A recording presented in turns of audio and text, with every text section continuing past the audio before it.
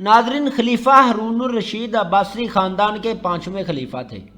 عباسیوں نے طویل عرصے تک اسلامی دنیا پر حکومت کی، مگر ان میں سے شہرت صرف ہارون الرشید کو نصیب ہوئی۔ ہارون الرشید کے دور میں ایک بار بہت بڑا قحط پڑ گیا، اور اس قحط کے اثرات سمرقند سے لے کر بغداد تک اور کوفہ سے لے کر مراکش تک ظاہر ہونے لگے۔ بارش نہ ہونے کی وجہ سے لوگ بھوک سے مرنے لگے۔ ہارون نے اس قحط سے نمٹنے کے لیے تمام تدبیریں آزما لی۔ غلے کے گودام کھول دیے، تمام تر ٹیکس معاف کر دیے، اور پوری سلطنت میں سرکاری لنگر خانے قائم کر دیے، اور تمام امراء اور تاجروں کو متاثرین کی مدد کے لیے سرگرم کر دیا، مگر اس کے باوجود حالات ٹھیک نہ ہوئے۔ ناظرین، ہارون الرشید ایک رات اس قدر پریشانی کے عالم میں تھے کہ انہیں نیند تک نہیں آ رہی تھی۔ شدید اضطراب کے اس عالم میں ہارون نے اپنے وزیر اعظم یحییٰ ابن خالد کو طلب کیا۔ یحییٰ ابن خالد ہارون کے استاد بھی تھے، اور انہوں نے ہی بادشاہ کی بچپن سے تربیت بھی کی تھی۔ ہارون الرشید نے یحییٰ ابن خالد سے کہا کہ آپ مجھے کوئی ایسی کہانی، کوئی ایسی داستان سنائیں کہ جسے سن کر مجھے قرار آ جائے۔ یحییٰ ابن خالد مسکرائے اور فرمایا کہ بادشاہ سلامت، میں نے اللہ کے کسی نبی کی حیات طیبہ میں ایک داستان پڑھی تھی۔ داستان مقدر، قسمت اور اللہ کی رضا کی سب سے بڑی اور شاندار تشریح ہے۔ اگر آپ اجازت دیں تو میں وہ داستان آپ کے سامنے دہرا دوں۔ بادشاہ نے بے چینی سے کہا، اے استاد، فوراً فرمائیے کہ میری جان حلق میں اٹک رہی ہے۔ ناظرین، یحییٰ ابن خالد گویا ہوئے اور فرمانے لگے کہ کسی جنگل میں ایک بندریا سفر پر روانہ ہونے لگی۔ اس کا ایک بچہ تھا اور وہ اپنے بچے کو ساتھ نہیں لے جا سکتی تھی۔ چنانچہ وہ شیر کے پاس گئی اور اس سے عرض کیا کہ جناب، آپ جنگل کے بادشاہ ہیں، میں سفر پر روانہ ہونے لگی ہوں، میری خواہش ہے کہ آپ میرے بچے کی حفاظت اپنے ذمے لے لیں۔ شیر نے حامی بھر لی۔ بندریا نے اپنا بچہ شیر کے حوالے کر دیا، اور شیر نے بچہ اپنے کندھے پر بٹھا لیا۔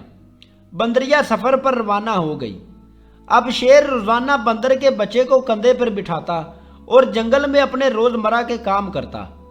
ایک دن وہ جنگل میں گھوم رہا تھا کہ اچانک آسمان سے ایک باز جپٹ کر شیر کے قریب پہنچا، بندریا کا بچہ اٹھایا اور آسمان میں کہیں گم ہو گیا۔ شیر جنگل میں بھاگا دوڑا، مگر وہ باز کو نہ ڈھونڈ سکا۔ دوستو، یحییٰ ابن خالد رکے اور سانس لی، اور خلیفہ ہارون الرشید سے عرض کیا کہ بادشاہ سلامت، چند دن بعد بندریا واپس آ گئی اور شیر سے اپنے بچے کا مطالبہ کیا۔ شیر نے شرمندگی سے جواب دیا کہ تمہارا بچہ تو باز لے گیا ہے۔ بندریا کو غصہ آ گیا اور اس نے چلا کر کہا کہ تم کیسے بادشاہ ہو کہ تم ایک امانت کی حفاظت نہیں کر سکے، تو تم اس سارے جنگل کا نظام کیسے چلاؤ گے؟ شیر نے افسوس سے سر ہلایا اور بولا کہ میں جنگل کا بادشاہ زمین پر ہوں۔ اگر زمین سے کوئی آفت تمہارے بچے کی طرف بڑھتی تو میں اسے روک لیتا، مگر یہ آفت آسمان سے اتری تھی، اور آسمان کی آفتیں صرف اور صرف آسمان والا ہی روک سکتا ہے۔ ویڈیو میں مزید آگے بڑھنے سے پہلے چینل پر نئے آنے والے دوستوں سے گزارش ہے کہ ہمارے چینل کو سبسکرائب کر لیں اور بیل آئیکن کو بھی دبا لیں، اور ویڈیو کو لائک کریں اور اپنے دوستوں کے ساتھ بھی ضرور شیئر کیجیے گا۔ ناظرین، یہ کہانی سنانے کے بعد یحییٰ ابن خالد نے ہارون الرشید سے عرض کیا کہ بادشاہ سلامت، قحط کی آفت بھی اگر زمین سے نکلی ہوتی تو آپ اسے روک لیتے، لیکن یہ آسمان کا عذاب ہے اور اسے اللہ رب العزت ہی روک سکتا ہے۔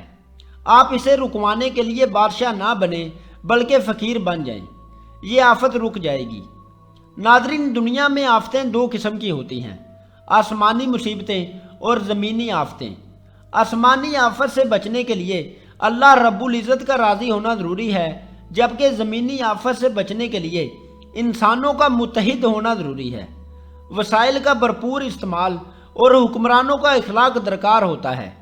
یحییٰ ابن خالد نے ہارون الرشید سے کہا کہ بادشاہ سلامت، آسمانی آفتیں اس وقت تک ختم نہیں ہوتی جب تک انسان اپنے رب کو راضی نہیں کر لیتا، تو آپ اللہ رب العزت کے حضور سجدے میں گر جائیے، اس سے توبہ کیجیے اور اس سے مدد مانگیے۔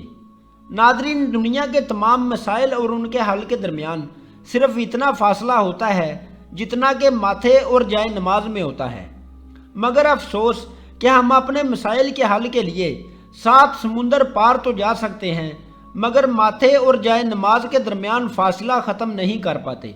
امید ہے دوستو آپ کو آج کی ویڈیو پسند آئی ہوگی۔ کومنٹ کر کے اپنی قیمتی رائے سے ضرور آگاہ کیجیے گا۔ بہت شکریہ۔ اللہ حافظ۔